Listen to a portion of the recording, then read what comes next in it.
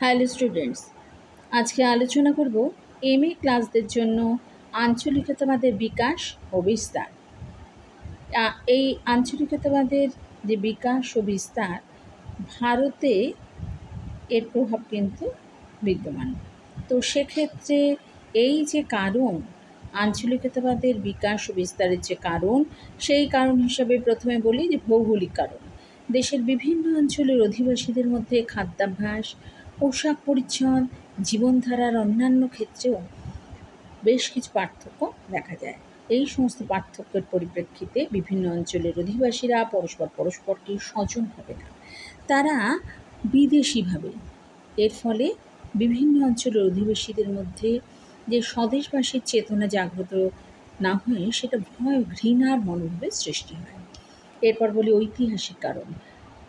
এই ঐতিহাসিক কারণ হিসেবে বলি যে উত্তর ভারতে অনেক নৃপতি দক্ষিণ ভারতে রাজ্য বিস্তার করছিল, আবার দক্ষিণ ভারতে বেশ কিছু সাম্রাজ্য ভারতের উত্তরাংশ পর্যন্ত সম্প্রসারিত হয়েছে। এই সমস্ত ঐতিহাসিক ঘটনাগুলির পরিপ্রেক্ষিতে উত্তর ভারত ও দক্ষিণ ভারতের অধিবাসীদের মধ্যে পারস্পরিক এক স্বাতন্ত্র বোধের সৃষ্টি হয়েছে। এরপর বলি আঞ্চলিক রাজনৈতিক দল। যে আঞ্চলিক স্তরে রাজনৈতিক এলিটদের বেশ কিছু আবির্ভাব হয়েছে। আঞ্চলিক রাজনৈতিক দল ও আঞ্চলিক এলিটদের রাজনৈতিক সাফল্যের স্বার্থে পুরোপুরি একটা সমর্থনের উপর নির্ভর করতে হয়। তাই এই যে রাজনীতিক যে শক্তিগুলো, সেগুলোকে তারা উজ্জীবিত করেন এবং সংশ্লিষ্ট অঞ্চলের অধিবাসীদের বিক্ষোভ বিদ্রোহকে প্রাণবন্ত করে তুলতে আত্মনিয়োগ করে। এরপর বলি জাতীয় রাজনীতিক এলিটদের দায়িত্ব। ভারতে আঞ্চলিকতাবাদের বিকাশ ও বিস্তারের পশ্চাতে কেন্দ্রের বিশিষ্ট রাজনৈতিক নেতা দের ইতিবাচক ভূমিকাও কিন্তু কম গুরুত্বপূর্ণ নয়। আঞ্চলিক রাজনৈতিক শক্তিগুলোকে তোয়াজ করার প্রবণতা জাতীয় নেতাদের মধ্যে প্রবলভাবে পরিলক্ষিত হয়। এরপর বলি ভাষানীতির ক্ষেত্রে রাজ্য পুনর্গঠন। যে রাজ্য পুনর্গঠনের ব্যবস্থাও কিন্তু আঞ্চলিকতাবাদের বিকাশের ক্ষেত্রে অনেকটাই দায়ী।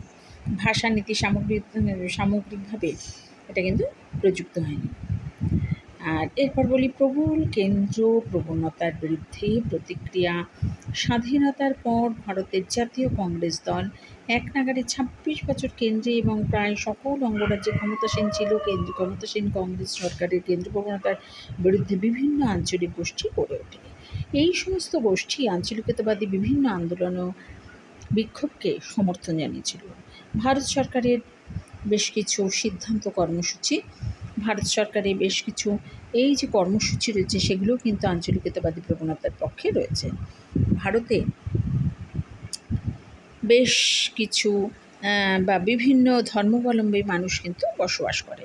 এদেশে ধর্মনিরপেক্ষ রাষ্ট্র ব্যবস্থাকে সফলভাবে কার্যকর করার জন্য সকল ধর্মীয় সম্প্রদায়ের মানুষের মধ্যে ধর্মনিরপেক্ষতা আদর্শের অনুকূল আচার অনুষ্ঠান বা আচার আচরণ ও মূল্যবোধ গড়ে তোলা কিন্তু দরকার ছিল।